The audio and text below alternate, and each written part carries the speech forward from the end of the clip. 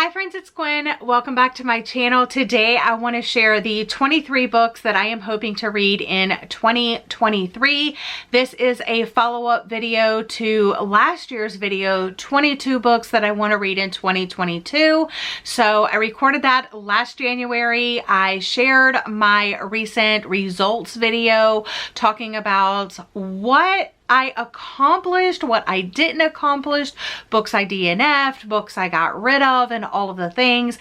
And I ended that video talking about the 6 books that I still had left on my TBR shelf that I wanted to get to this year. So I'm just going to go ahead and start with those, and then we will move on to the other books that I have on this list. So reviewing from last year's list, these are the 6 books that I still have to read, and I'm putting them on this list. And if I don't read these 6 books this year, I'm unhauling them. So the first book is Ralph's Party by Lisa Jewell. This is her debut, so I want to go ahead. I've read several other books by her, but I want to see like where she started. Also Kilman Creek by Rachel Kane. This is the second book in the Stillhouse Lake series. I also have the 3rd book on my TBR, but I definitely want to read the 2nd book, or I'm going to have to unhaul both of the books because I can't not read the 2nd book and unhaul it and then just have the 3rd book on my shelf. So I really need to get to that one. Loving Mr. Daniels by Brittany C. Cherry. This is a book that is a student-teacher taboo relationship. I've had it on my TBR for a while. So the 3rd book in the Mystery Bookshop Mystery series, the novel Art of Murder. Very excited about this one. Also The Royals Next Door by Karina Hall, however you say the last name, sorry. And then also The Switch by Beth O'Leary, which this is being adapted. So I really want to read it so I can watch that movie. So yeah, I have that one to read. So those are the 6 books I'm carrying over from 2022. Now let's just talk about some other books that I had on my TBR that I'm trying to make a priority this year. So 2 sci-fi books that I have. I know, I got some popular ones here. So Project Hail Mary by Andy Weir. This will be my first Andy Weir book, but so many people love this book. And I'm going to listen to it on audiobook. Do not worry. It's chunky, but I think I can do it. You know, I'm very excited about this. I decided to go ahead and pick this up with Jordan when we went to an independent bookstore when she was visiting, because this was her favorite book of 2021, I believe, when it released. Yes. So I'm very excited to finally read this. And then I got a book recommendation from Jordan, a sci-fi recommendation, Do You Dream of Terror 2 by Temi O. So this is a YA sci-fi book, but she said it's very high stakes. And so I kind of want to read like both. I kind of have like a sci-fi reading vlog planned for like Project Hail Mary, this one, and then maybe Sunbeam, on a Sunbeam. I'll just go ahead and show you that one. So I think that would be kind of fun. So I have like an adult, a young adult, and a graphic novel sci-fi. So that would be fun. Let me know if you want to see that video. It would also be really fun to knock those off my TBR. Okay, I also have some nonfiction I want to read. I picked 3 nonfiction off of my shelf. I'm Glad My Mom Died by Jeanette McCurdy, which it took me a while to find a copy of this book, but I also do have it on audio from Libro FM. So yeah, I got this at Prince Books as well, so which is my local independent bookstore. So I need to get to that one. Also the I still don't know how to say this word, y'all.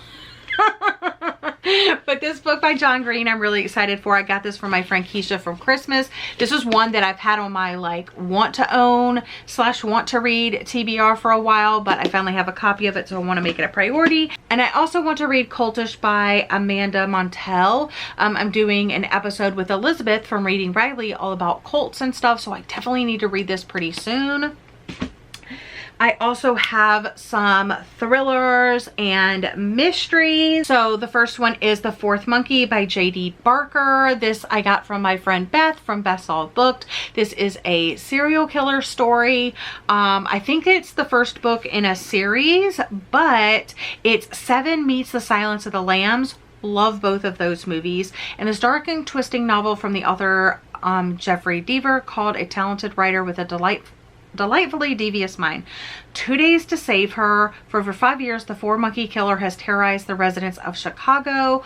When his body is found, the police quickly realize he was on his way to deliver one final message, one that proves that he has taken another victim who may still be alive. Ooh. It's also a chunky book, but I feel like I've already read a few books over 400 pages this year, so I feel like I'm tackling big books this year. Next up is Those Girls by Chevy Stevens.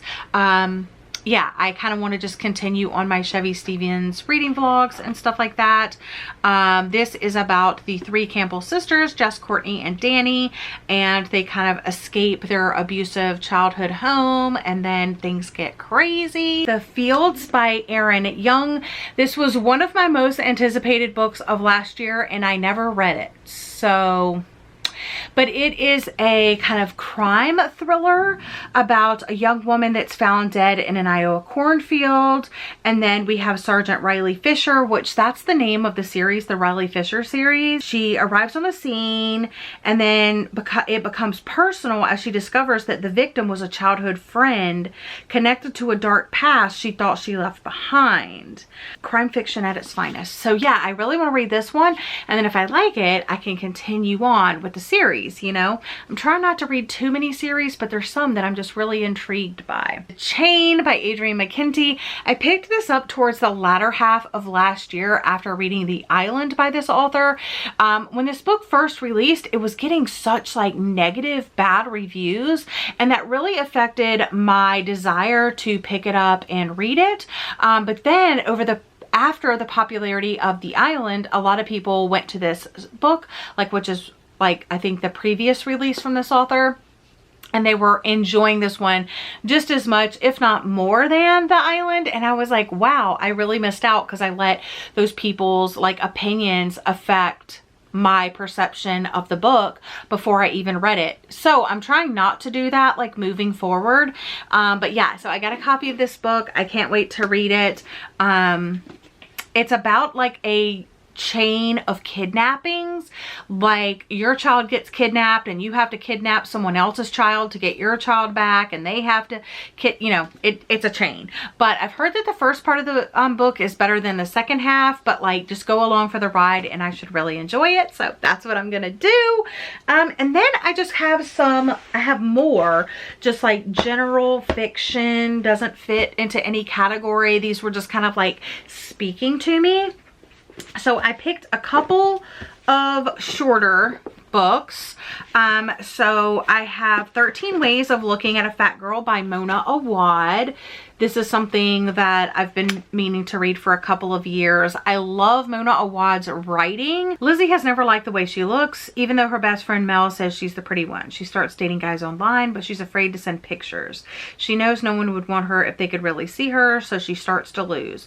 She counts almonds consumed, miles logged, pounds dropped. She grows up and gets then navigating double-edged validation from her mother, her friends, her husband, her reflection in the mirror.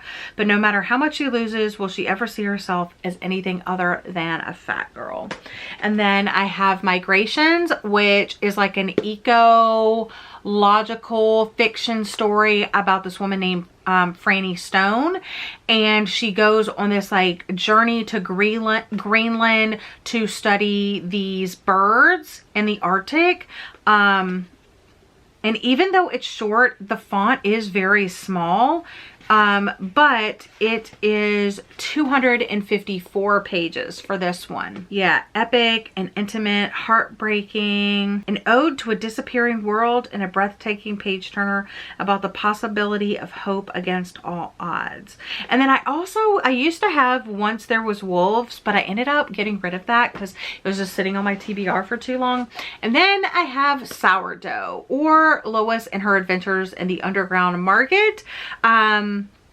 And this is the same author of Mr. Penumbrum's 24-Hour Bookstore, which I read and really enjoyed. And I love sourdough bread. That's like such a weird thing to say, but like, you know, I want to read it. So Lois Clary is a software engineer who codes all day and collapses at night. Her human contact limited to the two brothers who run the neighborhood hole in the wall from which she orders dinner every evening. Then disaster.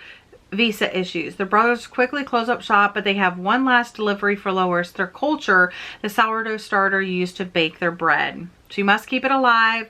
They tell her, feed it daily, play it music, and learn to bake with it. So I'm excited about that because I think we all had our moment in 2020 with sourdough starter. I definitely did. Next up is a book by Laura Dave.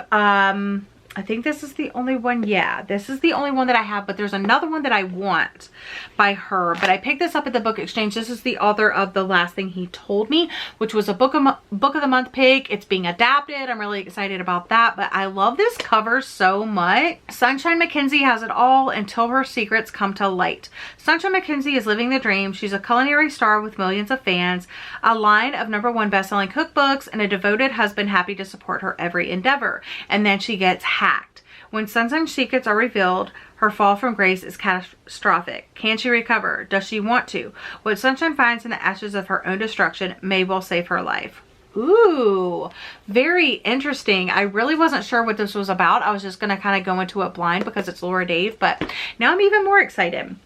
Another recommendation is Acts of Desperation by Megan Nolan. This was a recommendation from Jan Agaton, and also Sarah from Sarah's Shelves also read it. She read it based on Jan's recommendation. They both loved it, rated it 5 stars, cried their eyes out. I was looking forward to reading this last year. I never got around to reading it, so I'm really hoping to read it this year. A riveting, cathartic literary debut about love, addiction, and what it does to us. So I'm expecting to cry my eyes out, but I'm here for it. Then a recent recommendation is from my friend Kelsey at Essentially Booked. She was talking about The Paper Palace by Miranda Cowley Heller, and it just sounded so interesting. So I saw it in the book exchange literally the next day, like after she was talking about this book. I read the synopsis and I was like, this is a sign. This sounds so good. It sounds multi-layered, but it's a story that unfolds over 24 hours and across 50 years as decades of family legacies, love, lies, secrets, and one unspeakable incident from the main character's childhood lead Ellie to the precipice of a life-changing decision. So very excited to get to that one. 2 more. I know it's a lot, but y'all, I can do it. I have plans. Next is Groupies by Sarah Priscus. I love this cover so much, y'all, so much. This takes place in 1977. Fawn Novak is in love with rock and roll. After her mother's death, Fawn, a native college dropout, grabs her Polaroid camera and hops a Greyhound to Los Angeles, where she reconnects with her charismatic childhood friend Josie, now an up-and-coming model and muse. To make the reunion even sweeter, Josie is now dating Cal Holiday, the frontman of the superstar rock band Holiday Sun, and Fawn is positively mesmerized. It's going to be sex, drugs, rock and roll, and groupies, and I am here for it. And the last book is Breathe by Joyce Carol Oates, which I don't believe I've read a book by this author before, but after the movie Blonde, and then I realized it was based on a book, and then I realized who the author was. I saw this one in the bookstore and I paid full price, got it at Barnes & Noble. It sounds like it's going to be another emotional book. Like maybe I'm just in an emotional mood this year or something. But this one is a novel of love and loss. It says, amid a strikingly beautiful but uncanny landscape in New Mexico, a married couple from Cambridge, Massachusetts takes residency at a distinguished academic institute. When the husband is stricken with a mysterious illness and at first misdiagnosed, their lives are uprooted and husband and wife each embarks upon a nightmare journey. At 37, Michaela faces the terrifying prospect of widowhood and the loss of Gerald, whose identity has greatly shaped her own. So it says it's part intimately detailed love story, part horror story embedded in real life. It's an exploration of the haunting rooted in the domesticity of marital love, along with a determination to be faithful to the beloved and to survive the trauma of loss. I mean, it sounds terrible in the best way. But anyway, those are the 23 books that I want to read. So I will be doing a check-in at the beginning of 2024. My other goals are to read 100 books this year, and then also to keep up with my book of the month subscription. I don't want to go into 2024 with any unread book of the months, and I was able to accomplish that last year, so I'm confident I can accomplish it this year. I do have a couple of ways that I'm going to be keeping myself on track to accomplish my goals. One of them being I'm going to do a couple of vlogs of reading my backlist books, which all of these are backlist books.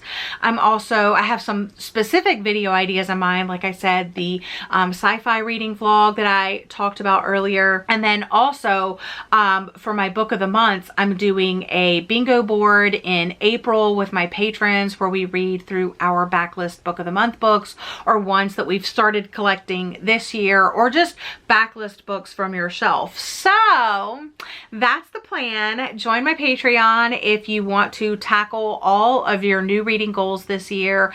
I definitely have a few things up my sleeve to help me accomplish that and help you accomplish that as well. I also have my 12-month reading challenge, which I'm doing this year. So I will link all of the details down below for you. But that's all for today's video. Thank you so much for watching. I hope you're all having a lovely day or night, and I'll see you guys again in another video very soon. Bye, friends.